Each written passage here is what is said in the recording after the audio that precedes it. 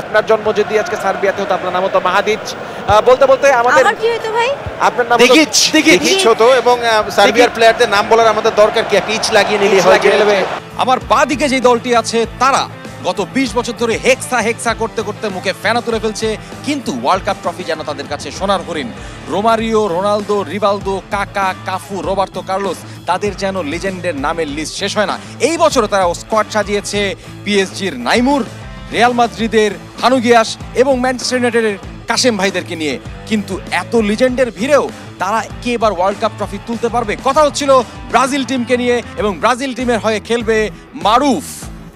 আর মারুফকে guide করবার জন্য, manage করবার জন্য আছে আমাদের ছোট্টবেলার সেই ময়না পাখি, দ্য মোস্ট ট্যালেন্টেড অ্যাক্ট্রেস দিঘি। আর আমাদের ডান দিকে যে টিমটা আছে, টিমটা খুবই ইন্টারেস্টিং। তারা কখনোই সেকেন্ড টিয়ারে উঠতে পারেনি, অর্থাৎ নকআউট পর্বে ওয়ার্ল্ড কাপে কখনো যেতে পারেনি, but they are the dark horse as they claim, এবং তারা এইবার ব্রাজিলকে একটু ঝাঁকুনি দিতে চায়। আমাদের সাথে আছে সার্বিয়া, এবং সার্বিয়ার হয়ে খেলবে তানিম। গেমারু তানিমকে সাপোর্ট করবার জন্য আছেন এমন একজন সঙ্গীত শিল্পী যিনি বরুণাও হতে পারেন, সুনীলও হতে পারেন, কিন্তু আজকে তার নাম মাহাদি। সো মাহাদি ভাই আমাদের সাথে আছেন, দেখি আমাদের সাথে আছেন। তাদের কাছ থেকে এক্সপেকটেশন শুনবো তাদের দল নিয়ে। সো ব্রাজিল নিয়ে খেলার কিন্তু চাপ আছে, কারণ সবার প্রত্যাশা যে তারা তো সার্বিয়াকে একদম ধসিয়ে দেবে। তোমার স্ট্র্যাটেজিটা কি? ধসিয়ে দেবে? বাহ, ও ধসিয়ে দেওয়ার জন্য একদম প্রস্তুত। বাট মারুফ, তুমি কি ধসিয়ে দেওয়ার জন্য প্রস্তুত? একদম R9 এর গটি আছে না, একদম গটি নিয়ে প্রস্তুত। আচ্ছা, আমার মনে হচ্ছে চাপটা তো ব্রাজিলের উপরেই। How do you see your chances in this game? আমরা ভিক্টরি ছাড়া আর কিছু চিন্তা করতেছি। ভিক্টরি ছাড়া কিছু চিন্তাই করছে না। আর তার চেয়ে বড় জিনিস হচ্ছে গিয়ে যে আমার মনে হয় যে আজকে তো ব্রাজিলে খেলা শুরু হচ্ছে সার্বিয়ার সাথে, তাই না? তো আজকে এক ধরনের ঘটনা ঘটতে পারে। এটা ফুটবল বিশ্বকাপের ইতিহাসে এক ধরনের একটা অঘটন। আমি অঘটন বলতে চাই না আর কি, মানে এক ধরনের ঘটনা ঘটতে যাচ্ছে, ঘটনাই ঘটে যাবে। তো ঘটনা দেখার জন্য আমরা সবাই প্রস্তুত। কিছুক্ষণের মধ্যে আমরা খেলা শুরু করব। তার আগে হবে টস। যারা টসে জিতবে তারা করবে কিক অফ। সো আমি কয়েনটা ইন্ট্রোডিউস করে দিচ্ছি। বিকাশ লেখা যে সাইডে, দ্যাট ইজ টেইলস, এবং বিকাশের লোগো যে সাইডে, দ্যাট ইজ হেডস। কে কল করবে? আচ্ছা, যেহেতু তুমি কয়েন হাতে নিয়ে এনেছো, সে কল করবে। অলরাইট, একজন টস করবে, আর তুমি টসও করবা, কলও দিবা, তা তো হবে না। আচ্ছা, টস করো। মাহাদি ভাইয়ের কল। ওকে, রেডি? টেইলস। সো জিতেছে ব্রাজিল। ব্রাজিল টসে জিতেছে, কিক অফ করবে ব্রাজিল। খেলা শুরু হবে। কম বক্সে আমার জন্য অপেক্ষা করছে Hasan Mahadi, and let's start the game.